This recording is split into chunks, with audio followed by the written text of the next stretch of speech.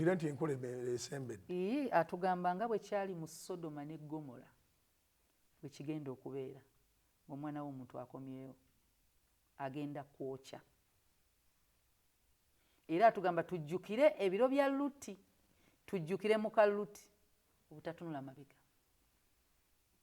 Lwaki atugamba okujjukiza Lutti? Kubanga yensi mwe yali. N'atugamba nga era bwe byali mu biro bya Nuuwa. Amataba. Lwaki?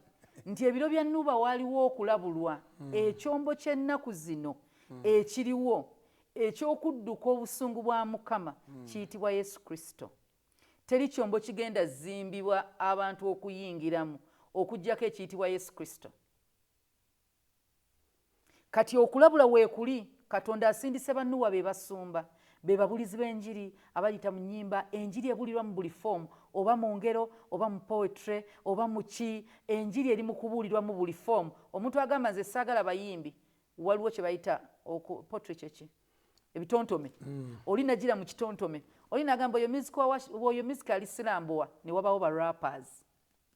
Yonna gy'ogwa. Yonna gy'ogwa Katonda ayisizaayo enjiri. Nga mu biro bya Nuuwa bye yali. N'abagamba bannange muyingire. Enjiri eri mu raga, eri mu hip hop, eri mu reggae, eri mu slow, eri mu zonna ky'oyogera gyali. Enjiri gyeri. Toyinza gamba saagiwulira kubanga ekkanisa y'ennaku zino ebowa.